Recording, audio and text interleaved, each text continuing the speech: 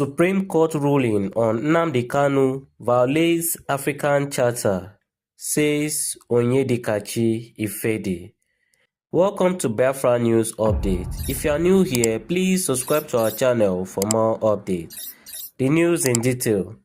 A legal practitioner, Onyedikachi Ifedi, has condemned the ongoing terrorism trial of Biafra agitator Nnamdi Kanu, describing it as a judicial betrayal of the African Charter on Human and People's Rights.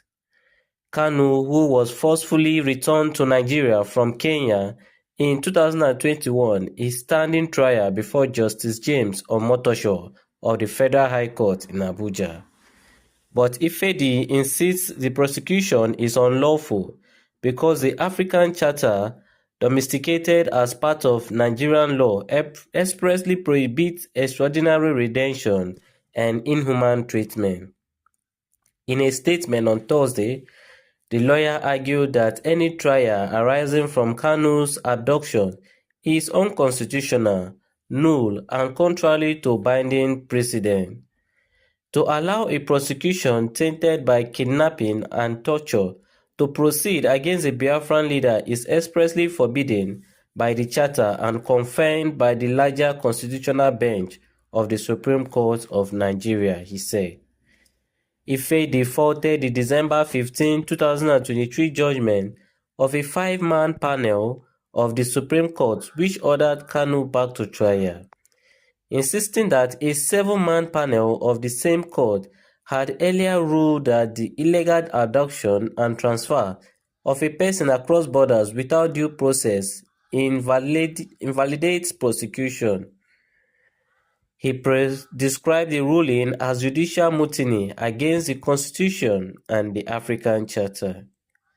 This was not merely a miscarriage of justice, it was per incorium delivered in ignorance of binding law, and thus a legal nullity, he declared. Citing the landmark decision in Abacha vs. Fawehimi 2000, Ifedi stressed that the Supreme Court had already established the African Charter as enforceable domestic law, equal in status to constitutional provisions on fundamental rights. By disregarding that precedent, he argued, the court undermined its own authority and went against human rights protection in Nigeria. The Federal Republic of Nigeria vs. Kanu decision is void for failure to adhere to stale decisions and for arrogating to a 5-man panel the unlawful power to overturn the decision of a 7-man constitutional bench, he said. He appealed to the federal government to comply with the earlier Court of Appeal judgment that discharged and acquitted Kanu on grounds of fundamental rights violations, urging that the trial be terminated to restore confidence in the rule of law. Thank you for joining us. Please don't forget to like, comment, and subscribe to our channel. See you on the next one.